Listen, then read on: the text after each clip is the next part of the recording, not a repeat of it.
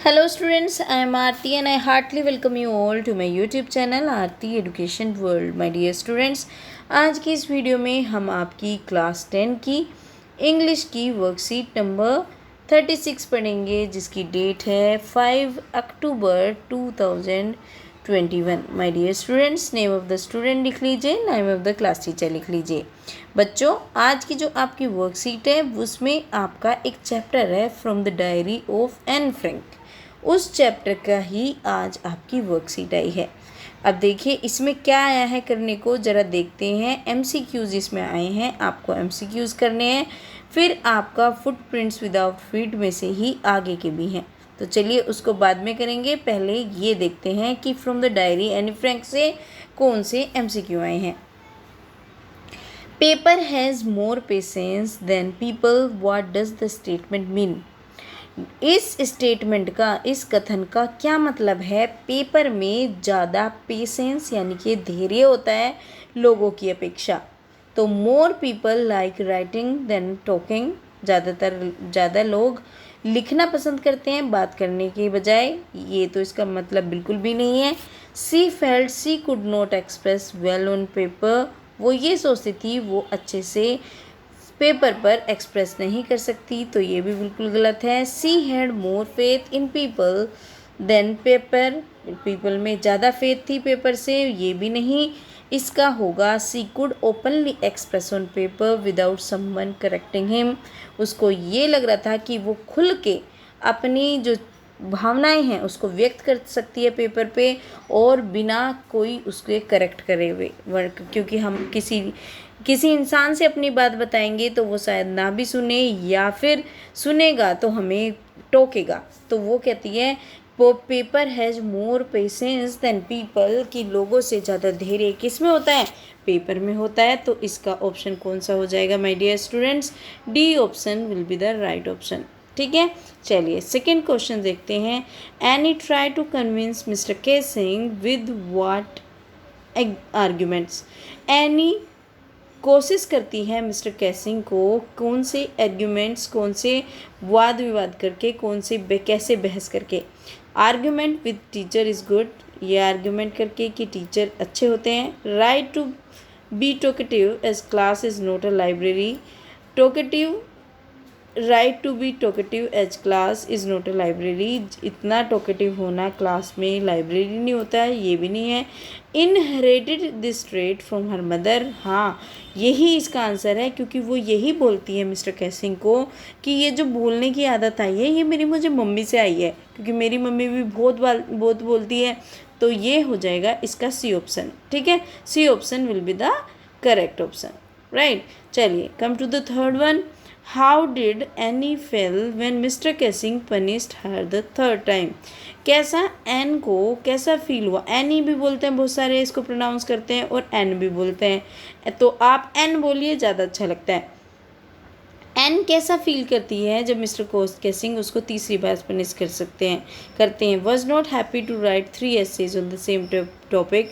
वो same topic पे 3 essays लिखकर बिल्कुल भी खुश नहीं है.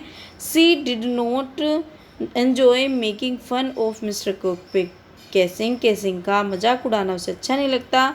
Was worried that she had no more ideas. इसलिए वरीड है कि उसके पास ज़्यादा आइडियाज़ नहीं हैं.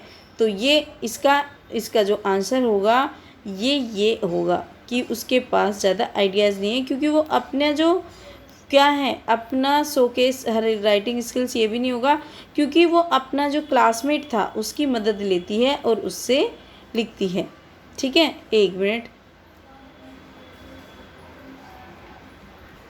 हाँ बच्चों, इसमें ये नहीं होगा, इसमें ये होगा क्योंकि वो चैप्टर में एक लाइन आई थी कि वो खुश नहीं थी, क्योंकि उसको सेम सब्जेक्ट पे उसको चैटर पैटर पे उसको बार बार दे दिया था चैटर बॉक्स पे लिखने को.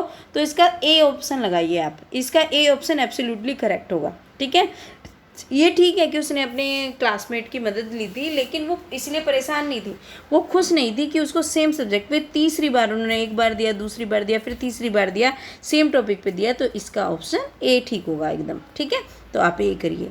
चलिए अब आ जाते हैं फुटप्रिंट्स विदाउट फीट में से ही pick the option that correctly match column A column B. वो ऑप्शन हमें टिक टिक करने हैं जो कॉलम ए से कॉलम बी मैच हो रहा है।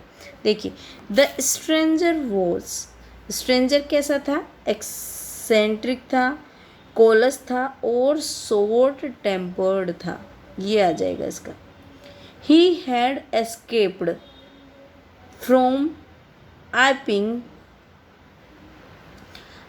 He had escaped from Iping to London, ठीक है।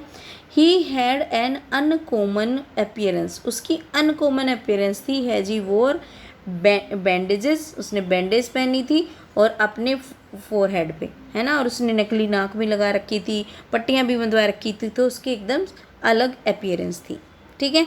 तो आप देखिए इसका ऑप्शन कौन सा हो जाएगा, दूसरा, पहले का दूसरा, ठीक है, दूसरे का तीसरा और तीसरे का चौथा, तो डी ऑप्शन इसका एकदम ठीक होगा, ठीक है। ये हो गया इसका। अब देखिए, Mrs Hall was ill treated by Griffin, Mrs Hall को सही से ट्रीट नहीं करा ग्रिफिन ने, ठीक, ग्रिफिन को बुरी तरीके से उसने ट्रीट करा, बुरी तरीके से उसके साथ व्यवहार किया। What were her feeling when that incident happened, जब ये घटना घटी तो कैसी थी वो स्टन्ड थी, फ्यूरियस थी, आउटरेज थी, नर्वस थी, शॉक्ड थी और कैसी थी, आउटरेज्ड थी और स्टन्ड थी और एजिटेटेड थी। तो वो आप इसमें से ये लगाएंगे कि एक तो वो क्या थी, स्टन रह गई थी, क्या रह गई थी देख के,